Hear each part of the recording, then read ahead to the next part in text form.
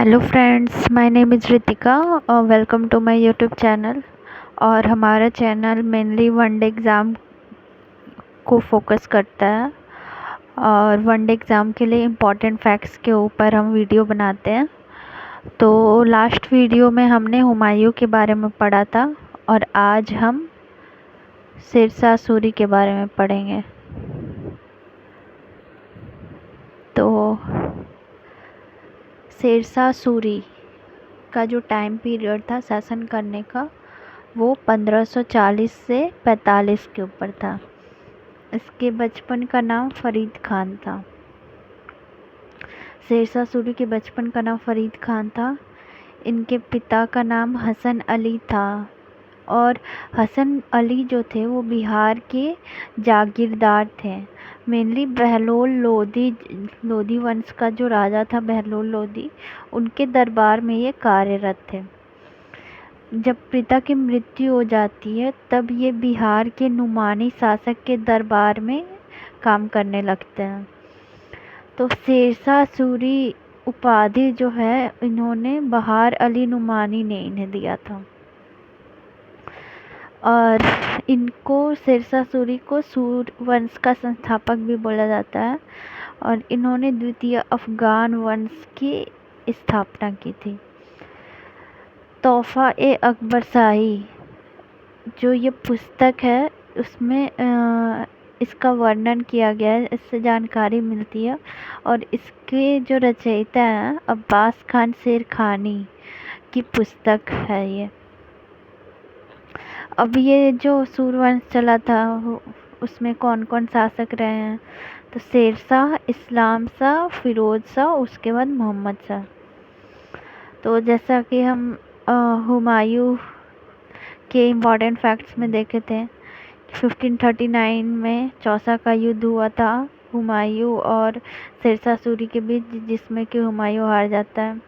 1540 में बिलग्राम का युद्ध हुआ था कन्नौज में और जिसमें कि हुमायूं भाग जाता है भारत से और ये दिल्ली का शासक बनता है। 1540 में दिल्ली की गद्दी पे बैठता है और इसने उपाधि धारण की हजरत ए आला। फिर 1543 में रायसीन पर आक्रमण करता है। रायसीन के राजा थे पूरनमल, तो इसने क्या किया, धोखे से उनकी मृत्यु कर दी, जिससे कि इसके चरित्र पर, शेरशाह के चरित्र पर कलंक लग गया। उसके बाद 1545 में कालिंजर अभियान, कालिंजर जगह का नाम है। कोई भी अगर युद्ध का नाम रहता है तो मेनली उस पर्टिकुलर एरिया में जहाँ पे युद्ध होता है उसी के नाम पे वो युद्ध फेमस हो जाता है। तो कालिंजर अभियान हुआ, एक नृत्यकी थी उसके चक्कर में। तो कीरत सिंह कालिंजर का राजा था और उसमें क्या हुआ कि उनके जो किला था, कालिंजर का किला का जो ऐसा स्ट्रक्चर था कि यहाँ से ये लोग बम फेंक रहे थे, बम के गोले फेंक रहे थे, तोप फेंक रहे थे और इधर से वापस घूमकर इनके सैनिक पे ही आ रहा था। तो इस तरह से काफ़ी ऊंचे दीवारें थी इनकी कालिंजर की और ये लोग यहाँ से तोप फेंकते थे और वापस घूमकर इनके पास ही आती थी। तो इसमें क्या हुआ कि इसकी हार, शेरशाह सूरी की हार हुई और इसकी मृत्यु हो गई उसी युद्ध में। और 1544 में मेवाड़ अभियान हुआ था। मेवाड़ राजस्थान में ही है। तो वहाँ पे क्या हुआ कि इसने मालदेव को हराया, लेकिन उसे वहाँ पर कुछ मिला नहीं क्योंकि रेगिस्तान में उतना कहाँ धन संपत्ति होता है और इसने पूरा बल लगा दिया, अपने सारा सेना पूरा ताकत लगा दिया जीतने के लिए। तो फिर लास्ट में ये बोलता है, इसका एक डायलॉग है, स्टेटमेंट है कि एक मुट्ठी बाजरे के लिए पूरा भारत को खो चुका था। इसका जो मकबरा है शेरशाह सूरी, चूँकि ये बिहार में ही है तो इसका मकबरा भी इससे आप याद कर सकते हैं कि शेरशाह सूरी जो है इसके पापा बिहार के जागीरदार थे, ये भी बिहार के नुमानी शासक के दरबार में कार्यरत था। तो इसका जो मकबरा है वो भी बिहार में ही है, सासाराम। तो और कनिंघम जो है एक पोएट मतलब राइटर है, उन्होंने कहा है कि ये जो इनका मकबरा है वो ताजमहल से भी सुंदर, इन्होंने बताया। इनका पुत्र जो है इस्लाम शाह है, उनकी अचानक से मृत्यु हो गई 1553 में, और उसके बाद फिरोज शाह राजा बने, और फिरोज शाह को उनके मामा जो थे मुबारिज खां, उन्होंने मरवा दिया। और इसके अंतिम शासक जो थे वो मोहम्मद सिकंदर शाह सूरी थे।